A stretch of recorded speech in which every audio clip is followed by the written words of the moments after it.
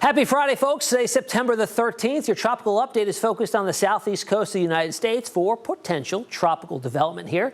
National Hurricane Center's most recent outlook does tag this with a 40% chance of tropical development within the next 7 days, tropical or subtropical off the southeast coast, with an area of low pressure that'll be festering over the Gulf Stream there, so it's got the fuel to develop. Regardless, though, it'll likely drift northwest into the Carolinas late this weekend and early next week, with potentially heavy rain and some gusty winds, with high pressure parked to the north, too, and this gaining strength. We're going to see the onshore flow strengthen, and that means higher than normal tides and even some coastal erosion, and also a high rip current risk is likely for the foreseeable future.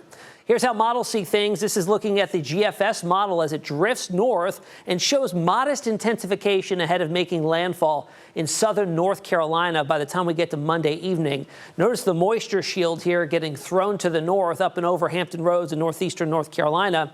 And then it runs into the Blue Ridge Mountains, the Appalachians, and rains itself out, but it continues with an onshore flow, meaning days of unsettled weather. Model outlooks here. This is the European showing all of next week, 1 to 2, 2 to 3, 3 to 4 inches of rain spread out over the week. So a good drink of water, and good news, we do need the rain, and we've been dry for a while, so I'm not really concerned with any flooding. Compare that with the GFS model, which is pretty similar, 1 to 2 inches generally, with some higher totals off to the south and west possible throughout the duration of next week.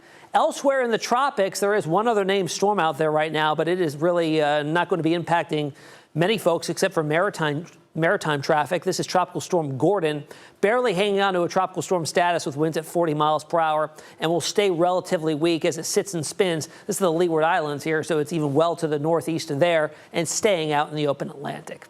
That's the latest update on the tropics. Even though we're just a few days past the peak of the season, relatively quiet out in the basin. If you have any questions, you can find me on social media, Facebook, Instagram, X, and TikTok. Have a great weekend.